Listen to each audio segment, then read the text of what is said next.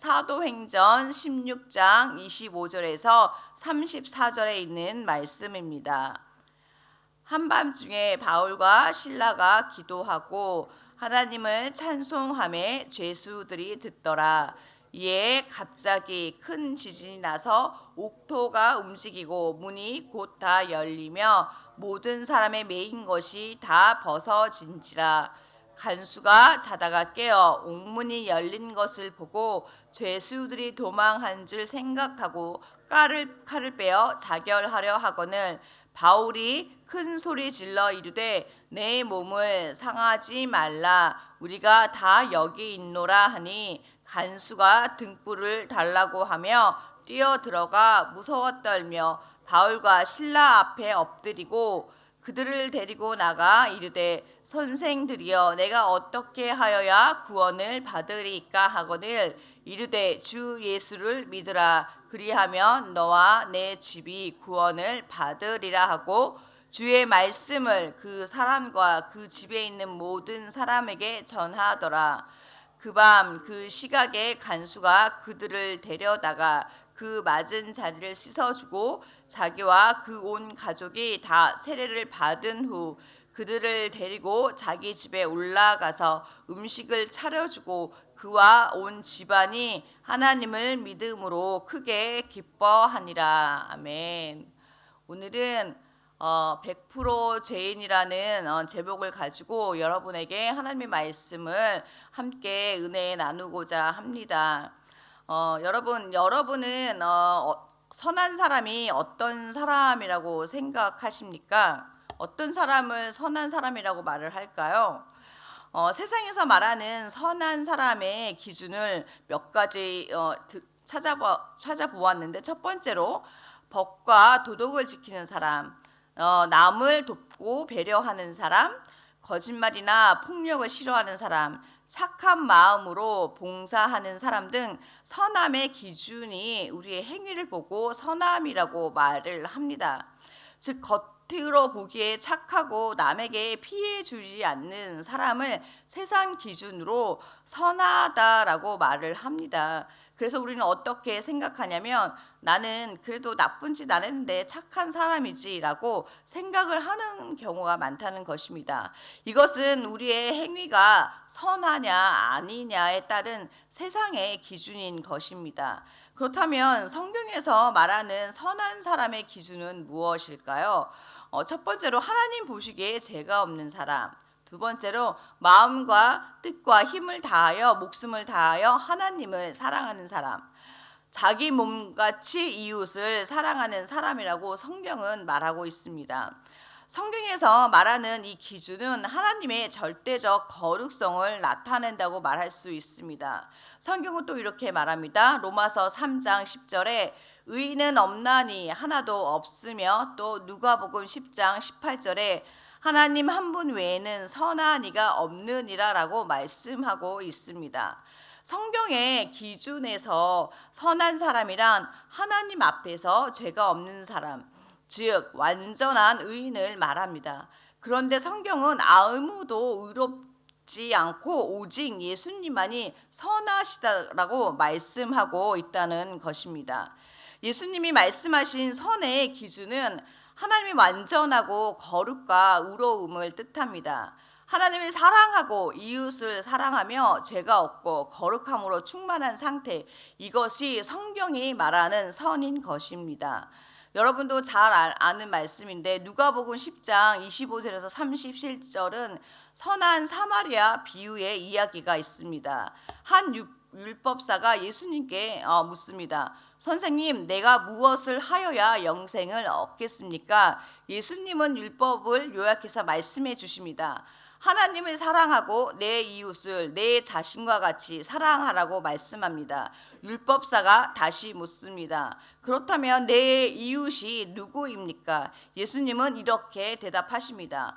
어떤 사람이 강도를 만나 거의 죽게 되었다. 제사장과 레위인은 그를 보고 그냥 지나쳤다. 그런데 유대인들이 멸시하던 사마리아인이 그를 불쌍히 여겨 다가가 기름과 포도주를 부어 치료하고 자기 짐승에 태워 여관으로 데려다 돌봐주었다. 예수님은 율법사에게 묻습니다. 내 생각에는 이 세 사람 중에 누가 강도 만난 자의 이웃이 되겠느냐? 율법사가 대답합니다. 자비를 베푼 잡니이다. 예수님이 다시 말씀하십니다. 예수님이 뭐라고 말씀하시냐면 가서 너도 이와 같이 하라라고 이렇게 비유로 말씀하셨습니다.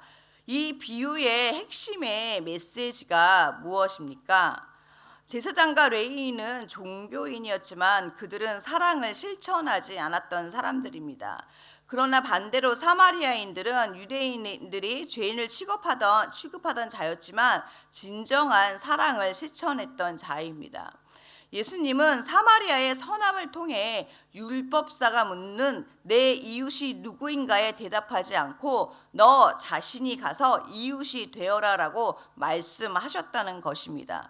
성경에서 말하는 선함은 이웃을 향한 사랑의 실천인 것입니다. 이 사랑의 실천은 착한 행위에 있는 것이 아니라 영혼을 사랑하는 영혼 구원에 대한 예수 그리스도의 사랑의 실천인 것입니다.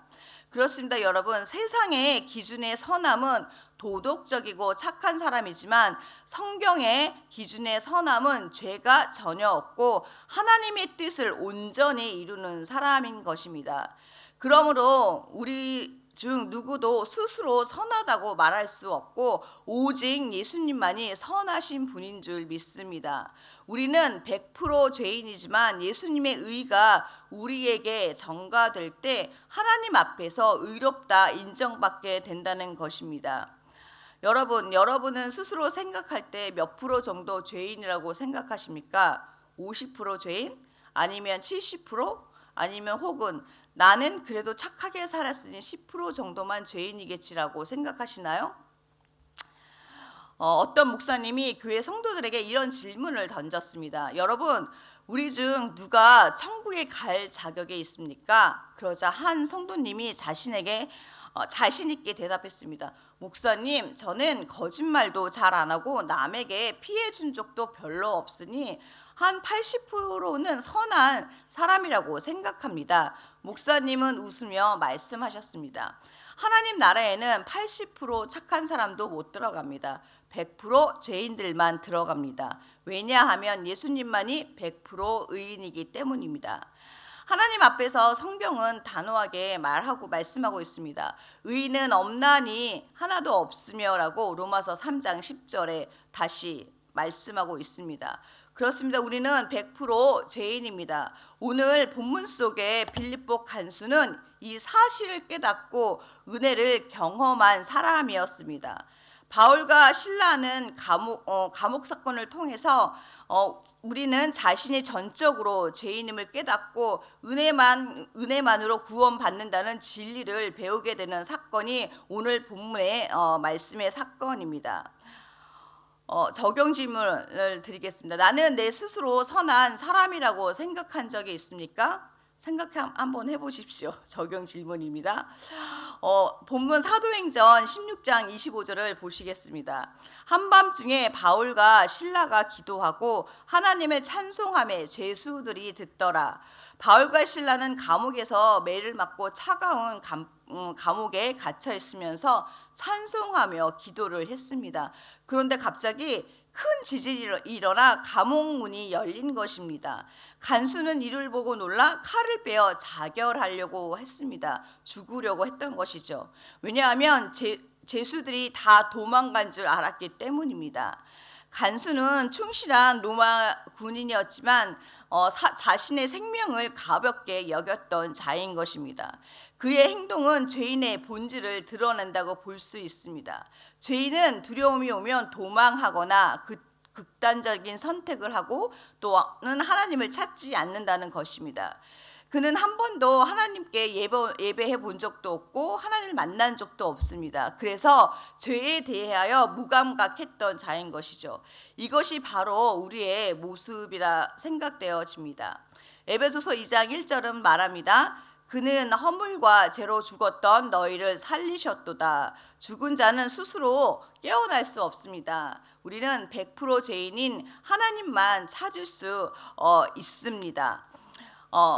두 번째로 간수가 칼로 자결할 때 바울이 외칩니다. 사도행전 16장 28절을 보시겠습니다.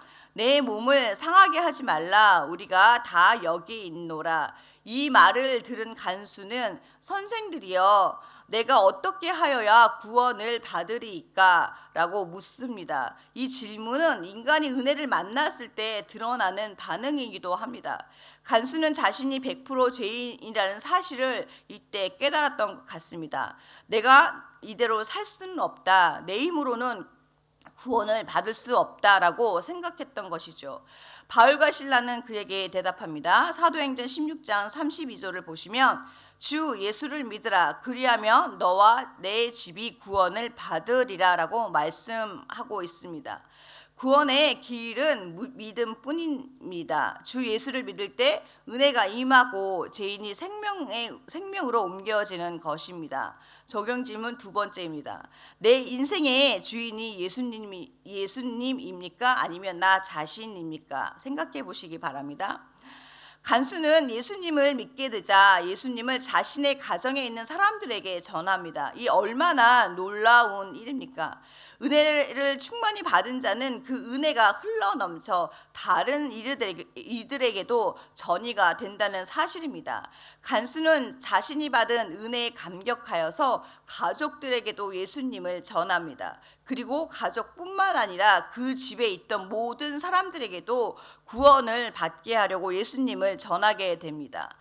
그래서 간수는 바울과 신라를 밤 늦은 시간임에도 불구하고 자기 집으로 데리고 가서 그들의 받았던 그들의 상처를 씻어주고 음식을 대접하게 됩니다. 그리고 그 시간에 기쁨으로 가득 찼다고 말씀하고 있습니다. 사도행전 16장 34절을 보시겠습니다. 그가 하나님을 믿음으로 온 집안이 기뻐하더라. 100% 죄인인 은혜를 만나면 100% 새 사람이 되는 줄 믿습니다. 이전에는 죄수들을 감옥에 가둔 사람이 이제는 죄수들을 형제처럼 섬기게 되었다는 사실입니다. 적용 질문 세 번째입니다. 나를 위해 죽으신 예수님의 은혜가 오늘도 나를 변화시키고 있습니까? 생각해 보시기 바랍니다. 결론입니다. 나는 100% 죄인입니다. 저와 여러분은 100% 죄인입니다. 우리의 모습이 바로 이 빌립보 간수의 모습은 아닐까요? 우리는 하나님을 찾지 않았던 사람이었을지도 모릅니다. 믿음만 말로만 하나님을 얘기했고 또 때로는 말로만 하나님을 믿었다라고 고백했던 것일 수도 있습니다. 두려움과 죄로 가득 찼던 사람일 수도 있습니다. 하나님을 믿지만 우리 안에 두려움과 죄가 올 때 그것을 뿌리치지 못하고 살았던 죄인인 것입니다. 그러나 이제는 하나님께서 분명히 말씀하십니다. 성경에서도 말씀하고 있습니다. 하나님께서 우리에게 찾아오셨습니다. 그분이 바로 예수 그리스도라는 사실입니다. 주 예수를 믿으라. 그리하면 너와 내 집이 구원을 받으리라. 오늘도 이 은혜의 말씀을 붙들고 살아가는 귀한 하루가 되시기를 축복합니다.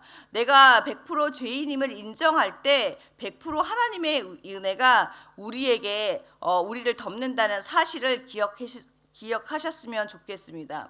성도 여러분, 우리는 때로 스스로를 선한 사람이라고 착각하며 살아갑니다.